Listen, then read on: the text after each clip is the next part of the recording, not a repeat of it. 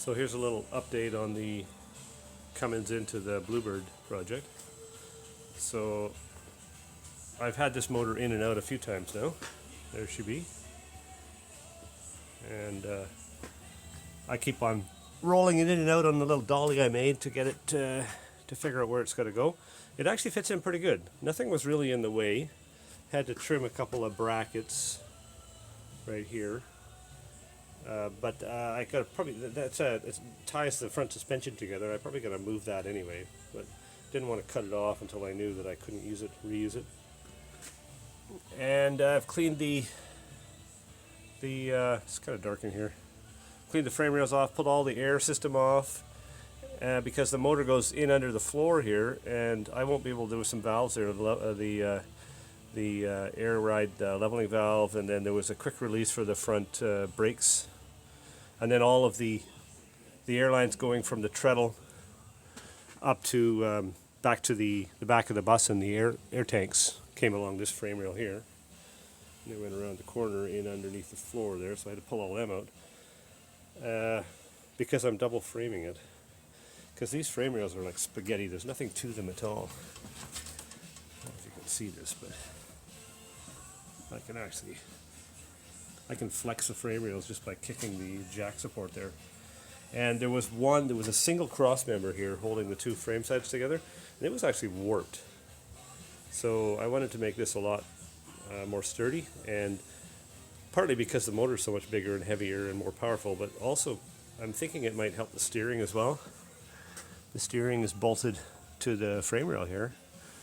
And I think that when I'm driving, the frame flexes enough that there's steering input going back through the drag link back to the suspension and actually steering the bus for me while I'm driving.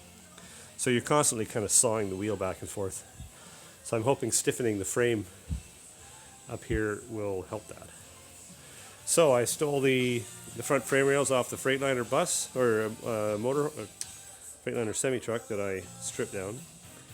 And I'm going to slide. I got to narrow them a bit, but I'm going to slide them inside the Bluebird frame rails. And there's that's the front motor mount, bolts up to the front here, and then back there is the Freightliner radiator support. So I'm going to slide that in there. There's all the bracketry goes on there. All this is going to get bolted back in.